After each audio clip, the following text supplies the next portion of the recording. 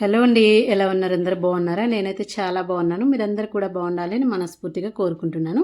ఈరోజు అమ్మవారికి అలంకరణ అంటే చాలా ఇష్టం కదండి. అమ్మవారికి శుచి శుభ్రత అంటే ఎంత ఇష్టమో అలాగే మనం చేసే అలంకరణ కూడా చాలా ఇష్టం అండి. ఈరోజు అమ్మవారికి చిట్టి గాజులతోటి, ఇంకా పెద్ద గాజులతోటి, ఇంకా కాయిన్స్ తోటి మాల ఎలా కట్టుకోవాలో చూపిస్తానండి. అమ్మవారికి మన చేతులతో మనం అలంకరణ చేస్తే చాలా చాలా బాగుంటుంది, మనకు కూడా హ్యాపీగా ఉంటుంది.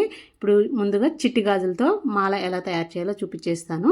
నేను ఇక్కడ 3 రకాలు తీసుకున్నానండి. ఇవి ఆన్లైన్లో దొరుకుతాయి, లేదంటే మనకు షాప్లో అయినా దొరుకుతాయి. మాల కూడా దొరుకుతుందండి, కానీ మన చేతులతో మనం కడితే హ్యాపీ వేరు, అమ్మ కూడా చాలా సంతోషంగా ఉంటుంది.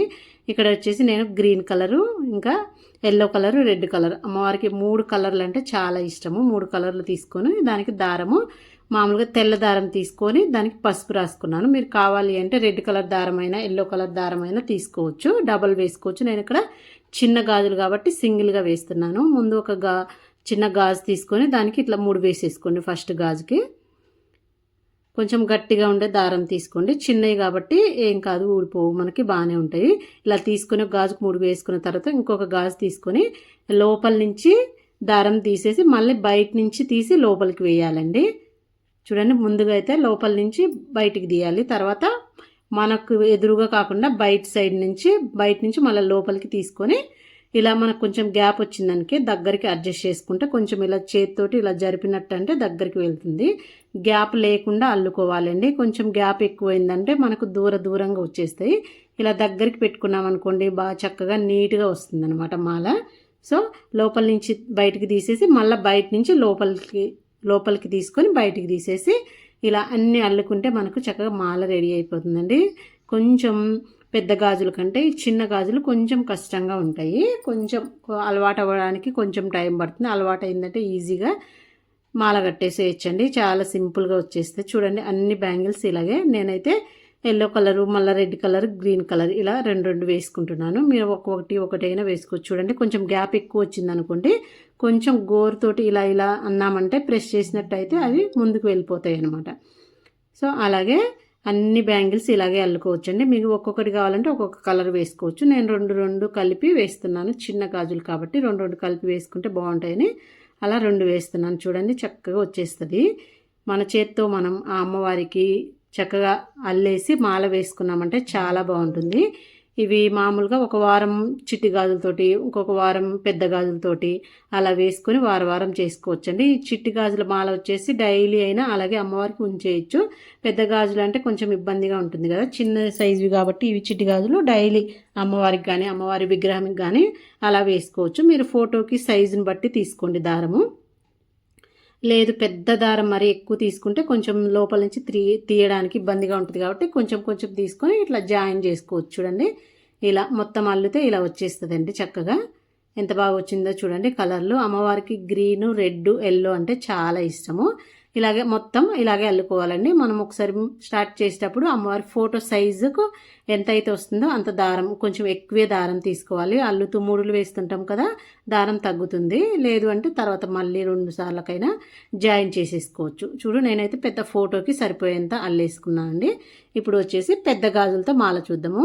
చిన్న గాజుల కంటే పెద్ద గాజులతోటి చాలా ఈజీగా మాల చేయొచ్చండి. సింపుల్గా చాలా ఈజీగా అయిపోయింది. ఇక్కడ నేను గ్రీన్ కలర్వి, రెడ్ కలర్వి తీసుకున్నాను. ఫస్ట్ తీసుకున్నట్టే దీనికి కూడా 3 వేసుకోండి. నేను ఇక్కడ తెల్ల దారం తీసుకొని పసుపు రాసుకున్నాను.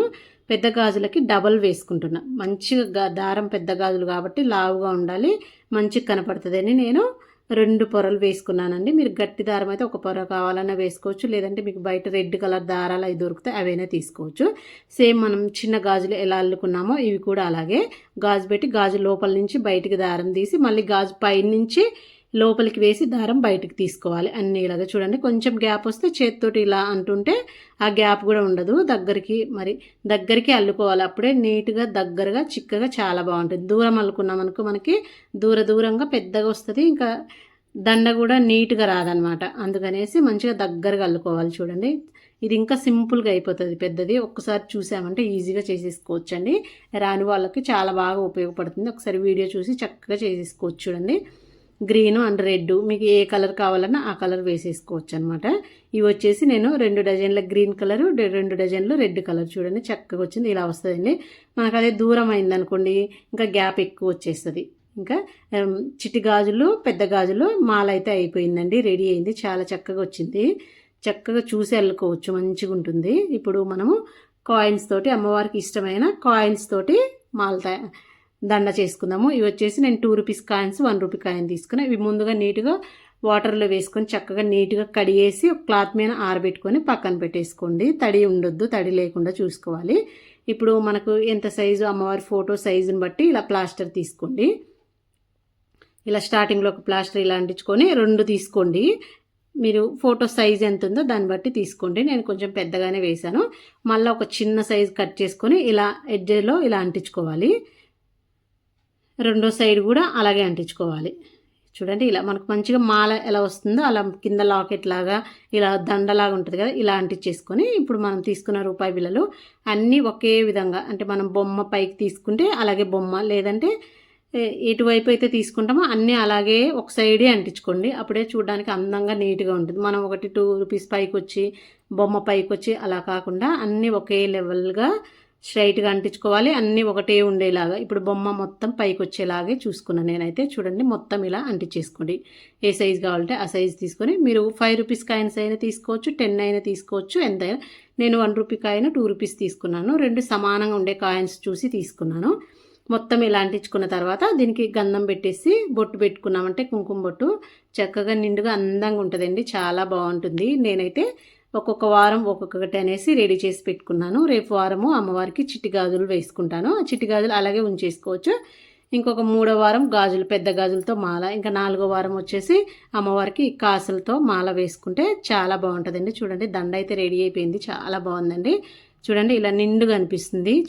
మనకి ఏ సైజు కావాలంటే మీరు ఫోటో సైజుని బట్టి ఇలా వేసుకోవచ్చు. చూడండి, ఇలా వేసుకొని పూజ చేసుకుంటే అమ్మవారికి మనం ఏం పెట్టినా పెట్టకపోయినా నిండు మనసుతో పూజ చేసుకుంటే ఆ తల్లి దయ మన మీద ఉంటుంది, చక్కటి ఆశీర్వాదం